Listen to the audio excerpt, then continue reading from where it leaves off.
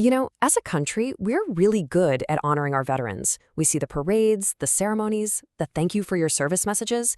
But what happens after the uniform comes off? Well, for so many, that's when a whole new battle begins, a silent, private one fought right here at home. So today we're going to dig into a really tough paradox. Why is it that in the very country they fought to protect, so many of our veterans struggle to get the help they desperately need? Let's get into it. The research we're drawing from for this explainer actually opens with this dedication.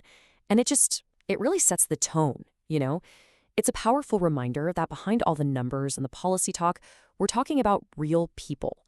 Men and women who have been through things most of us can't even begin to imagine. At its heart, this is a human story. And the stakes, they are incredibly high. Just look at this number, 3 out of 5. According to the research, for every 5 veterans experiencing suicidal thoughts, more than 3 of them were not getting any mental health treatment. Let that sink in for a moment. That is a massive, dangerous gap in care, where lives are literally hanging in the balance.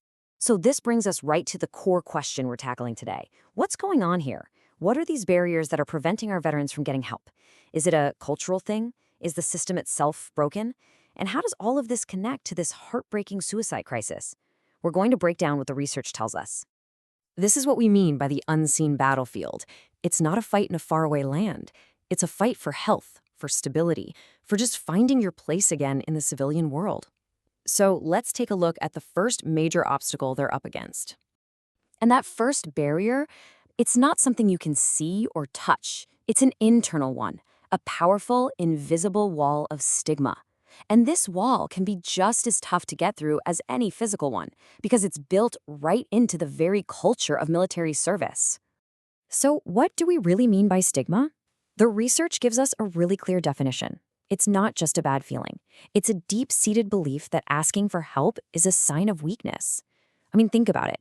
In a culture that prizes strength and self-reliance above all else, admitting you're struggling can feel like a total personal failure. And this right here shows you the essential conflict. On one side, you have the military ethos. Be tough, rely on yourself, just push through. It's what keeps you alive in combat. But on the other side, you have the fundamental human need to sometimes say, hey, I'm not okay. I need to talk to someone. The very mindset that helped them succeed in the military can end up working against them back home. So you've got this internal struggle with stigma, and then it's made even worse by feeling totally isolated from the world around you. This quote just nails it. A veteran can be standing right next to you, but they're carrying these experiences that we can't really comprehend. So it makes it that much harder to reach out when you feel like no one could possibly get it. All right, so let's say a veteran overcomes that internal wall of stigma and decides to get help. Well, that's when they run smack into the external barrier, a complex, frustrating, bureaucratic maze. The research points to some of the biggest obstacles in that maze. We're talking about incredibly long wait times for appointments, mountains of confusing paperwork, not nearly enough mental health staff to meet the demand.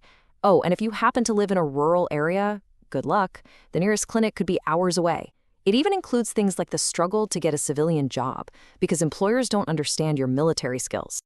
And here's the crucial thing. These aren't separate problems. They're all connected, like a devastating set of dominoes. Stigma and stereotypes can lead to unemployment. Unemployment can lead to not having a stable place to live. That housing insecurity makes mental health issues so much worse. And that's when the risk of suicide skyrockets.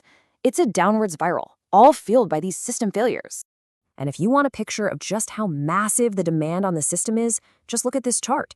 This projection shows that VA spending on long-term care is expected to more than double by 2037. It's jumping from nearly $7 billion to over $14 billion. You can literally see the pressure building. Now, you might hear that the VA has a budget of over $300 billion and think, wow, that's a ton of money. And it is. But what this data shows is that even with all that funding, the demand for services is just growing faster than the system's ability to keep up. And that's how veterans end up stuck on wait lists, or worse, falling through the cracks completely. But this strain, it isn't felt equally by everyone. Certain groups of veterans are falling through those cracks more often than others. So let's talk about these gaps in the system's front line and who is being hit the hardest. First off, the very face of the American veteran is changing. While it's still majority male, the percentage of female veterans is growing steadily. And that's a really big deal because it means that a system that was historically built by men, for men, now has to adapt and adapt quickly to meet a whole new set of needs. And the research is pretty clear that some groups face barriers stacked on top of barriers. Female veterans, for example, have higher rates of depression and sometimes even face harassment at clinics. For rural and native veterans, it can be the simple problem of distance or a lack of doctors who understand their culture.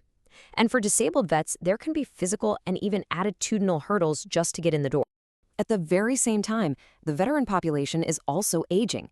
Look at this, 70% of vets in long-term care are over 65. So the system is dealing with this incredible balancing act. It has to serve an aging population of, say, Vietnam-era veterans, while also meeting the completely different needs of young veterans just coming home from post-9/11 conflicts. And when these unique, specific needs aren't met, the consequences are just tragic. Here's a number that should stop you in your tracks. Female veterans are twice as likely to die by suicide compared to non-veteran women. 2 times. That stat alone shows just how urgent it is to build a system that truly works for all veterans. Okay, so we've laid out some pretty big, pretty serious challenges.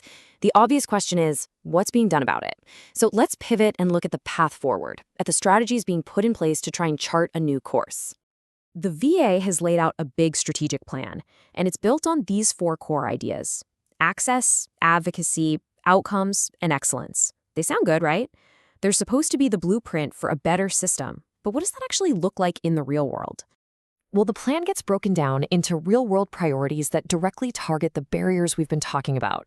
Things like aggressive suicide prevention to fight that stigma head-on, expanding things like telehealth to make it easier to navigate that systemic maze, and targeted outreach programs for rural, female, and other underserved vets to help close those gaps.